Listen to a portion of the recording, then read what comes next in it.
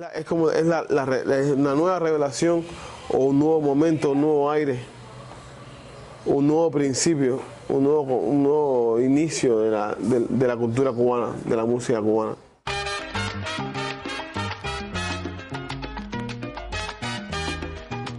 Money issue is another problem, but I don't think the salsa groups have money also, but they have more backup than the hip-hop groups. And there are hip-hop people, sometimes they have good lyrics, they do better things, but they just don't get the deals. I mean, more journalists now come to do pieces on hip-hop than they do salsa. Cuando por primera vez se hace un artículo en Estados Unidos sobre rap cubano, que sale en la revista Stress, saca en junio del 97, diciembre, enero del 97-98, The Source saca un artículo escrito por Cristina Verán acerca del rap cubano. We put it out there that first year in a major way between those two publications, and it just snowballed from there. El prejuicio de una forma u otra está presente. Negro delincuente, concepto legendario, visto como la 1998 was the first year that we went to Cuba.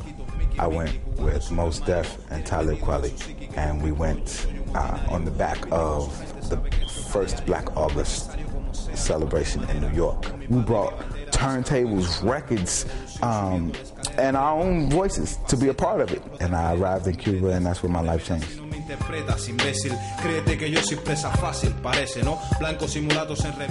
think that Cuban hip-hop creates a dialogue between the generation that lived the revolution and the generation who has most benefited from it.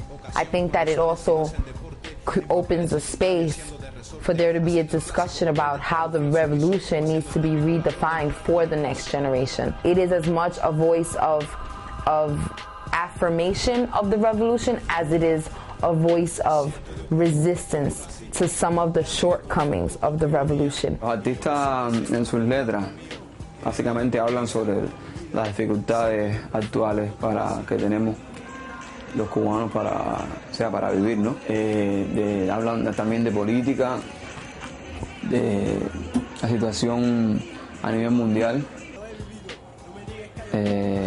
Nos proyectamos contra la guerra, las dificultades raciales. People here, sometimes I think that they're afraid to reveal what they feel in their real life, because they're afraid that something might happen to them. O sea, de hecho la censura existe, pero que yo no pienso en que no voy a hacer este tema porque hay censura. Yo hago un tema, si se puede poner por el radio bien, si no, yo no limito mi creación por eso.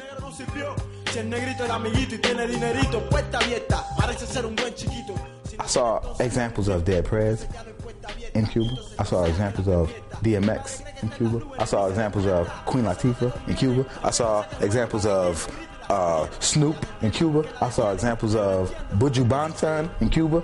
They soaked up what the world has given them. Had I known they were listening so closely, I probably would have said something directly to them. Hip-hop has also become our culture, and what we understand is that it is a borderless culture. It is a culture that has no geographic identity at this point. While it was born in one very particular corner of the world, it is worldwide at this point. Hip-hop was born from struggle. Hip-hop was born from poverty and making $1 out of 15 cents. Cuba is the perfect example of what happened in the Bronx. It is not U.S. hip-hop. It is not hip-hop in Puerto Rico, Mexico. It is Cuban hip-hop.